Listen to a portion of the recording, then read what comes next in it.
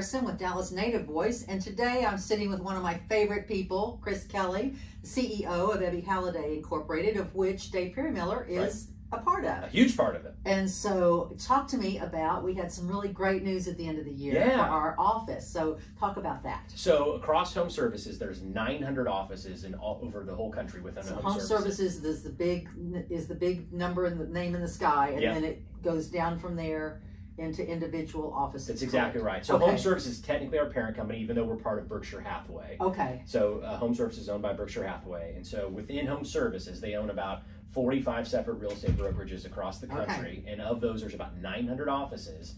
And this particular Dave Perrymiller office reached number 4 out of 900 in their growth for 2019. Wow, and growth is production and just office as a whole. Yeah, it's the production of the agents within the office. And so I got to send a lot of really fun messages to Lee Thomas this year, and when those rankings would come out, to say, man, you're number 10, you're number 8, you're number 4. Wow. Which is really just, obviously, in Lee being the guy that he is, always it is all about the agents of this office. So you know, what's incredible when you think about HomeServices goes from East Coast to West Coast, and we know what the prices are at both ends of the spectrum there. So to think that we would be able to pull those numbers off is really impressive. That's really cool. Yeah. I'm proud of us. It was awesome to see, and out of that top 25 that we would see on a weekly basis, it was really neat that on any given week there were 5 to 6 offices just from the Ebby Halliday companies, which would be Dave Perrymiller, Ebby, and William Shrew, that were in that top 25. So it really goes to show you how much great work was being done here in North Texas. Right. Well, and North Texas is rocking. Yeah. I mean, we've all had a really great year, and it's due to a lot of factors. So I wanted to get your take. We're going to get our crystal ball out now. So, you know, we just want to be sure that, because we know that we're both so brilliant looking forward rather than hindsight. So, yeah, we know that. So, always. Yes. So I kind of want to look ahead now for 2020 and see, is this going to continue? Is the growth going to continue? Is the appreciation that we are so steady? I love that about Dallas, Fort Worth area. We've never had this huge spike. So just steady, steady, steady, steady. And I know people sometimes go, well, it didn't go up that much. Are you kidding? Did your stock market go up? You know, so all things are relative. Yeah, and I always get scared when things go up too much too fast. I mean, that's when there's always a correction. And so steady growth is really what we're after in real estate anyway. Yeah, and that's what I've seen we don't have all of our numbers in, of course. We have them through November, but we won't get them through December for another couple of weeks. But yeah, it was just a good, steady year over year. Right, and the biggest difference that we've actually already seen, we have some preliminary numbers in from December, and there really was a difference between December of 2019 versus December of 2018. The fourth quarter of 2018, we really did kind of limp into the new year. I would agree with you. And what we saw actually in December overall as a company, in 2019 was December, actually, we did better than even November did. And to me, that's always a great sign when people are already kind of getting busy heading into the next year. And it's not one of those things where we're just kind of limping into the finish line. Yeah, and we were the same way. We were busy all through the holidays. At some point, I thought, is anyone going to stop and celebrate? Yeah. Are we going to take a day off here? Or are we just going to keep on going? Absolutely. But yeah, the day before Christmas, the day after Christmas, I mean, it really was the showings on houses, everything. You could just see it just churning. Right. And we usually don't see that till about mid-January, but it's just kind of continuing. Yeah, and we were very fortunate. We've had some really great weather here in December, and that inspires people to get out and about. But that's encouraging. Is it an absolute predictor for the year? No.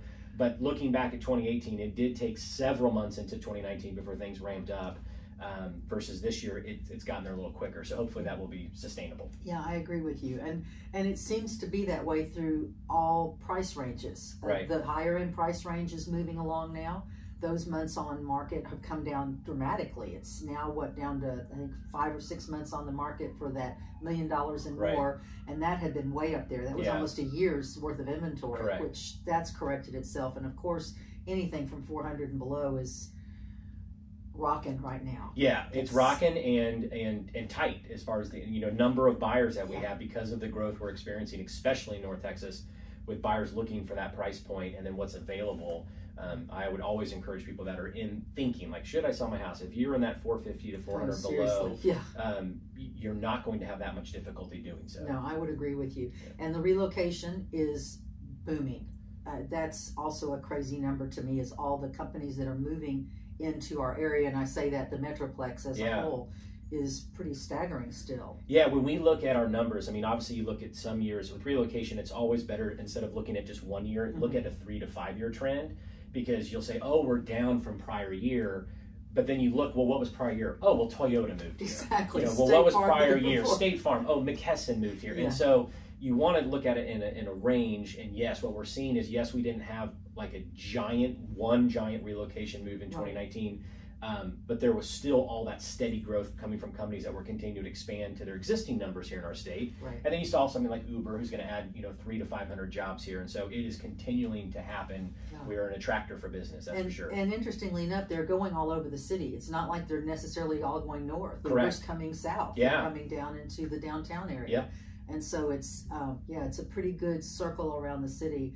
I think what people don't think about too is when a major company comes, all those little ancillary people that help them, the printer, it's like, well, if you're going, I'm going. Yes. And so we get the little companies that come in along with that big company. Correct. So it's not just kind of like a ripple effect. You throw one stone in there, I'm coming. Well, I'm coming. Yeah.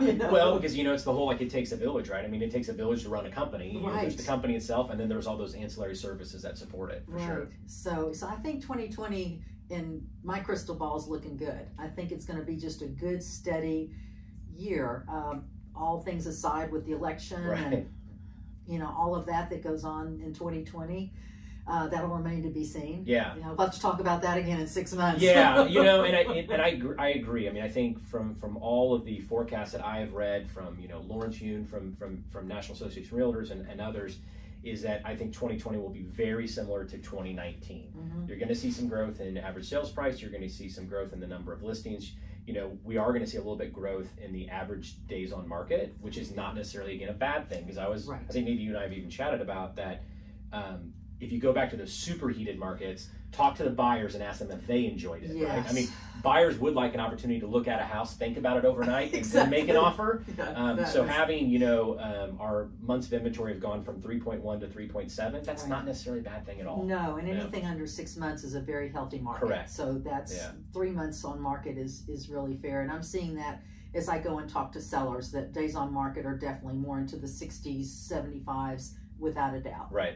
Through all the areas that I go to. So I'm seeing the same thing. Yeah. So, but I'm optimistic about 2020. I am too. I'm always. Yeah. And then, I think what we've seen, and like I said, we'll watch it as it goes through the years. Sometimes in past election years, in September, people start, should I do this? Should I do that? And if you really, I would ask people, look back to last elections, and you said it before.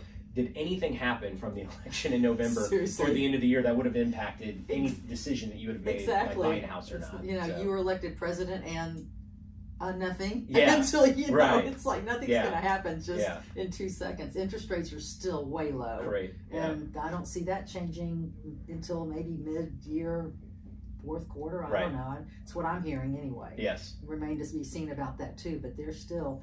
It's just a good place to be. Dallas is a good place to be. Yeah, so because even when you have those different things happening in the market or politics or whatever, being in Texas and then North Texas specifically, we are oftentimes insulated to some degree from those just because of the economy which has been created here. Yeah, and it's a good diverse economy now. Yeah. So we don't even have to worry about one thing going bad or another because it's so diverse. Correct. Nothing's going to particularly just sink the city, which it has in the past. Yeah. So, we'll have to look ahead and see how predictable Great. everything was. That's right. We'll see. We'll look back. And if we're wrong, we'll just erase this video. Oh, that's right. Yeah. We'll just get rid of the video. It's not a problem. Well, thanks for listening. We're on all social media. We go where you go, and thanks for listening.